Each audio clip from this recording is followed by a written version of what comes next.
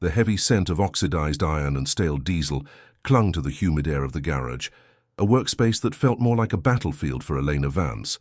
Every time a customer walked through the rusted gates of Miller's Auto, their eyes would inevitably slide past her grease-stained overalls, searching for a man, any man to trust with their engine. Eleanor gripped her 10mm wrench until her knuckles turned white, listening to the muffled laughter of the other mechanics in the break room. They didn't see a colleague. They saw a girl playing dress-up in a world of torque and steel, waiting for her to fail so they could reclaim the space she occupied. It was mid-July in the industrial outskirts of Ohio, and the heat was a physical weight pressing down on the corrugated metal roof.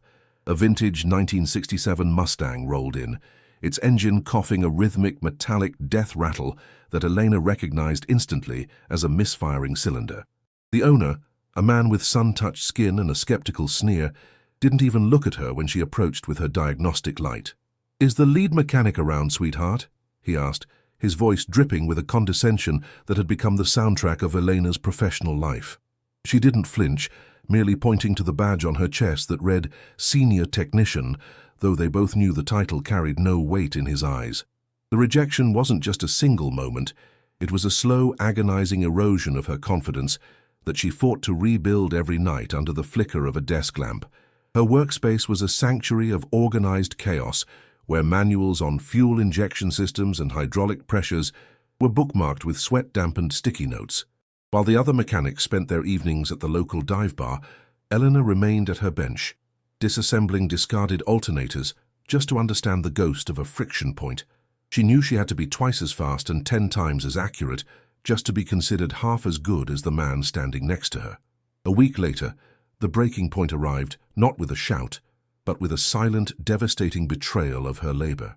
She had spent 10 hours rebuilding a complex transmission for a high-priority client, only to find Miller, the shop owner, giving the credit to a junior male apprentice during the final handover. Elena stood in the shadows of the lift, watching the client shake the hand of a boy who hadn't even held the torque wrench during the process. The injustice felt like a cold blade between her ribs, a realization that in this environment, her merit was a currency that Miller would always spend on someone else's reputation. She walked back to her locker, her movements mechanical and precise, ignoring the smirks of the apprentices who felt emboldened by the boss's slight. Her hands, calloused and permanently stained with the black ink of engine oil, trembled slightly as she untied her apron. This wasn't just about a paycheck anymore. It was about the fundamental right to exist within her own talent. She looked at her reflection in the warped metal of the locker door, a face smudged with carbon, eyes burning with a quiet, lethal resolve. The shop was a cage, and she realized that as long as she worked for Miller, she would always be the ghost in the machine. That evening, the rain began to lash against the windows of her small apartment, a rhythmic drumming that matched the pulsing ambition in her chest. She spread her savings account statements across the kitchen table, the numbers looking pitifully small against the backdrop of her dreams. To open her own shop meant risking everything: her meager stability, her health, and the few professional bridges she hadn't yet burned. But the alternative was a slow death of the spirit, a lifetime of being the girl instead of the mechanic. She picked up a pen and circled a date on the calendar, 3 months away, a deadline for her liberation. The prejudice she faced wasn't always loud. Often it was the silence when she spoke in meetings or the way tools were snatched from her hands before she could finish a task. It was the advice given by older men who told her she'd be happier in the front office, handling the paperwork where her hands could stay clean. Elena hated the idea of clean. To her, the grease was a badge of honor, a tangible proof of a problem solved and a machine restored to life. She didn't want a desk. She wanted the heat of a running block and the scent of burnt gasoline. As the sun began to crawl over the horizon, painting the Ohio sky in bruised purples and oranges, Elena made her final decision. She wouldn't ask for a seat at their table anymore. She would build her own table, her own shop, and her own legacy. The fear was there, a cold knot in her stomach, but it was overshadowed by a fierce, protective love for the craft that had chosen her. She grabbed her toolbox, the only thing in that shop that truly belonged to her, and walked out into the dawn, leaving the echoes of Miller's Auto behind her for good. The transition from employee to entrepreneur was not a cinematic montage of success, but a grueling descent into the realities of poverty and bureaucratic red tape. Eleanor found a derelict warehouse on the edge of the scrapyard district, a building that smelled of damp concrete and forgotten industry. The rent consumed nearly all her savings, leaving her with barely enough to purchase a hydraulic lift and a basic set of diagnostic computers. She spent her nights sleeping on a cot in the back office, the chilling wind whistling through the gaps in the brickwork as she drafted business plans by candlelight. In the first month, the silence of the shop was deafening, broken only by the occasional passerby who would peer through the glass and then keep walking. The local parts suppliers were hesitant to extend credit to a newcomer, their voices skeptical over the phone when they realized they were speaking to a woman. Elena had to drive to the neighboring county just to find a wholesaler who wouldn't hang up on her or demand immediate cash up front. Every obstacle felt like a calculated test, devised by a world that didn't want her to succeed, a gatekeeping of the grease-stained brotherhood. She began taking the jobs no one else wanted, the rusted-out farm trucks, the flooded engines, the vehicles deemed totaled by the bigger franchises. Her first real client was an elderly woman whose sedan had been rejected by 3 different shops because the electrical ghost in the dashboard was too time-consuming to trace. Elena spent 48 hours straight hunched over the wiring harness, her eyes straining under a headlamp as she traced every inch of copper. When the engine finally turned over with a smooth, healthy purr, the victory felt more intoxicating than any drug. Word began to trickle through the blue-collar neighborhoods, not as a flood, but as a skeptical whisper. There's a girl on 4th Street who actually knows her way around a carburetor. However, the local competition led by Miller didn't take her arrival lightly. They began a subtle campaign of sabotage, spreading rumors that she used inferior parts, or that her feminine touch wasn't strong enough for heavy-duty repairs. Elena would find her flyers torn down from community boards, and once, a bucket of used oil was splashed across her front bay door in the dead of night. The physical toll was immense. Her back ached from the constant leaning over engine bays, and her fingers were a map of small scars and burns. She was her own secretary, her own janitor, and her own master technician, often skipping meals to afford the electricity bill for the shop's compressors.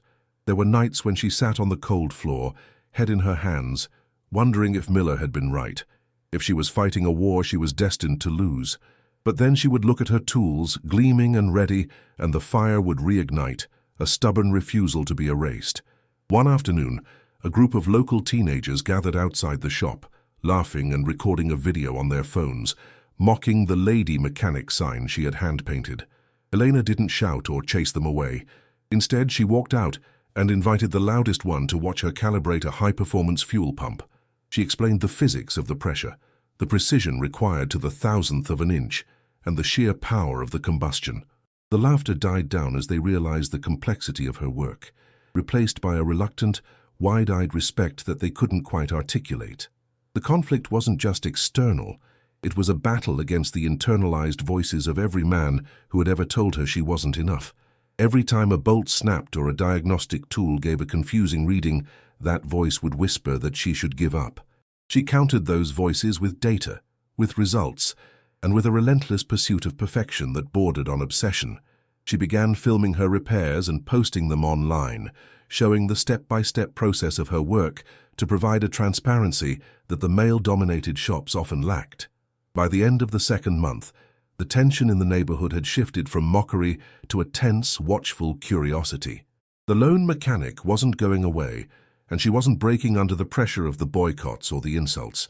She was a fixture now, a silhouette against the sparks of a grinder, working long after the streetlights came on.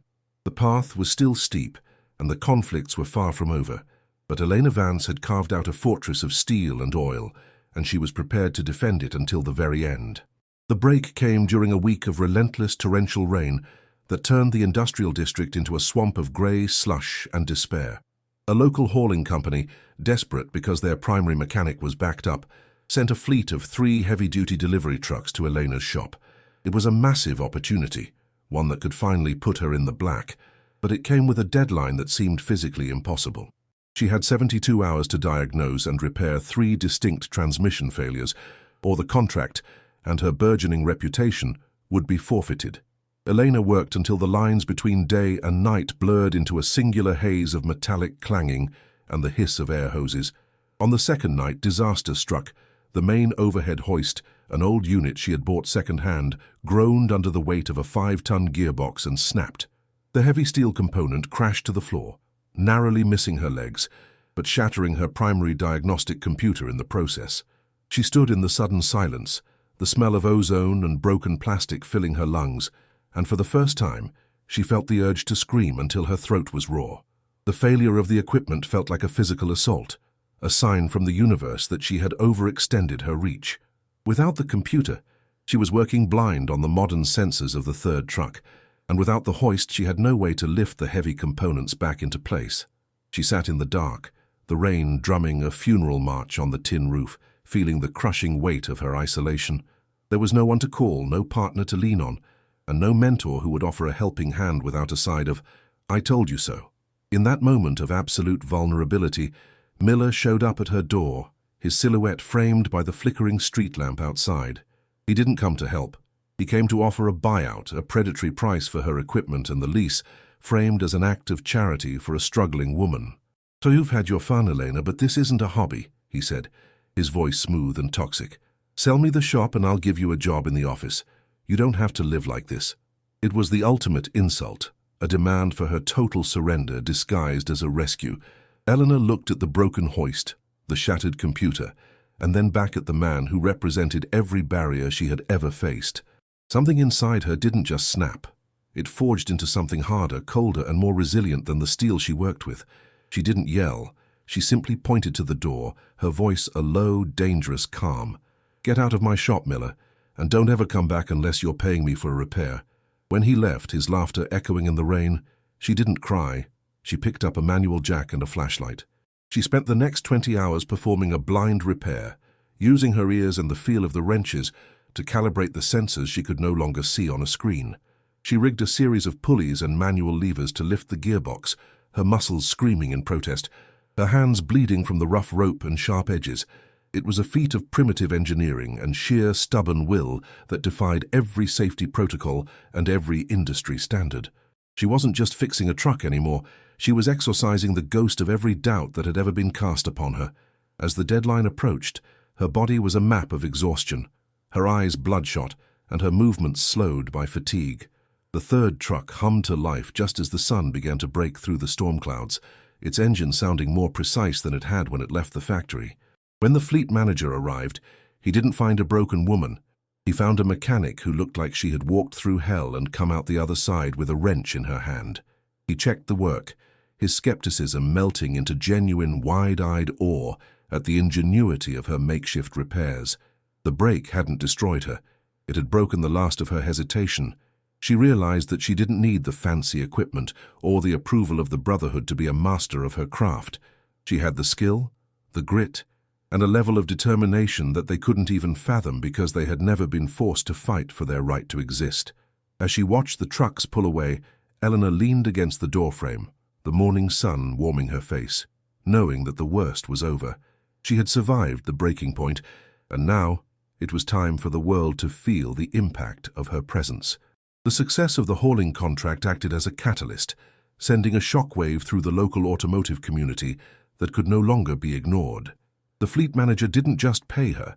He moved his entire company's maintenance account to Vance's Auto Works, citing her unmatched technical problem-solving. Suddenly, the shop wasn't a quiet corner of the district. It was a hub of activity, with a line of vehicles stretching down the block. But with success came a new set of consequences, the burden of growth and the intensified resentment of those she had surpassed. The local trade union, largely controlled by Miller and his associates, began a series of inspections designed to harass her into closing. They cited obscure zoning laws and safety violations related to her makeshift repairs during the storm, trying to bury her in legal fees and administrative red tape. Elena found herself spending her mornings in courtrooms and her nights under cars, her life becoming a grueling marathon of legal and physical endurance. The stress began to manifest in a persistent tremor in her hands, a terrifying development for someone whose livelihood depended on precision. Her personal life had become a ghost, a series of missed calls from friends and a refrigerator that held nothing but old takeout and cold coffee. The isolation was the hidden cost of her resilience. She had built a fortress, but she was the only one inside it, She started to realize that while she had proven she could do it alone, the weight of the world was too much for one set of shoulders to bear indefinitely. The lone mechanic persona was a powerful symbol, but it was also a lonely, exhausting cage that offered no room for rest. In a surprising turn of events, a young woman, no older than Elena had been when she started at Miller's, showed up at the shop, asking for an apprenticeship. She had heard the stories of the woman who beat the union and fixed a fleet with nothing but pulleys and grit. Elena's first instinct was to say no, to protect the girl from the hardship and the prejudice she knew was waiting. But looking into the girl's eyes, she saw her own reflection. The same hunger for knowledge, the same refusal to be sidelined. It was a consequence she hadn't anticipated. She was no longer just a mechanic, she was a pioneer. The rivalry with Miller reached a fever pitch when he attempted to poach her new apprentice, offering her more money and a proper training environment. Eleanor didn't counteroffer with money. She offered the girl something Miller never could. A place where her gender wasn't an obstacle to be overcome, but a non-factor in her success. The apprentice stayed, and together they began to transform the shop from a desperate survival project into a legitimate, thriving institution. The presence of another person in the shop lightened the emotional load, allowing Elena to finally breathe. However, the physical consequences of years of neglect and overwork finally caught up with Elena. During a routine brake job, her vision blurred, and she collapsed in the bay, her body finally demanding the debt she had been refusing to pay. She woke up in a hospital bed, the sterile white lights a jarring contrast to the dark, oil-slicked world she inhabited. The doctor spoke of exhaustion and chronic stress, warning her that if she didn't slow down, the damage would be irreversible. For the first time in years, Elena felt a different kind of fear, the fear of losing the ability to do the one thing she loved. While she was incapacitated, she expected the shop to fail, for the customers to flee back to the safety of the male-run garages. But when she was discharged and returned to the warehouse, she found the apprentice and 2 other local women she had befriended managing the front desk and performing basic maintenance. They hadn't let the fire go out. They had tended the flame while she was away. The consequence of her struggle wasn't just her own independence. It was the creation of a sanctuary for others who had been excluded. The final consequence was a shift in the neighborhood's DNA. Other small businesses, seeing her success against the old guard, began to open up. A female-owned hardware store, a youth center, a community garden. Eleanor's shop had become an anchor, a proof of concept that the status quo could be dismantled with enough talk and time. She still had enemies, and her body was still healing. But the landscape had changed. She wasn't a girl in a man's world anymore. She had created a world of her own, and it was expanding. The final resolution of Eleanor Vance's journey didn't come in the form of a trophy or a grand public apology from her detractors, but in a quiet Tuesday morning transformation. Her shop, now renamed Vance & Associates, had been completely renovated, featuring state-of-the-art diagnostic bays and a training area for new technicians. The air was still filled with the scent of oil, but it was now mingled with the smell of fresh coffee and the hum of a well-oiled machine. She stood at the center of it, no longer the lone mechanic, but the head of a thriving community. Miller's Auto had filed for bankruptcy 6 months prior, unable to compete with the transparency and technical excellence of Elena's operation. He had tried one last time to sabotage her by filing a defamation suit, but it was laughed out of court when dozens of his former customers testified in Elena's favor. The resolution wasn't just his failure, but the complete irrelevance of his prejudice in the face of her results. She didn't feel joy at his downfall, only a profound sense of relief that the shadow he cast over her career had finally dissipated into the light of her own success. On the anniversary of her shop's opening, Elena hosted an open house for the community, inviting the local schools to bring students for a career day. She watched as young girls touched the gleaming tools and looked up at the engines with the same wonder she had felt as a child. She spoke to them not about the hardships, but about the beauty of the mechanics, the way every part has a purpose, and how, when properly cared for, even the most broken machine can be restored. She was no longer fighting a war. She was passing on a craft. Her hands still had the scars, and she still felt the occasional ache in her back on rainy days, but the tremor was gone. She had learned to balance the intensity of her ambition with the necessity of her well-being, hiring a full staff that shared her values of precision and integrity. The resolution was a balance of power, a realization that her worth was never dependent on the recognition of those who doubted her, but on the quality of the work she left behind.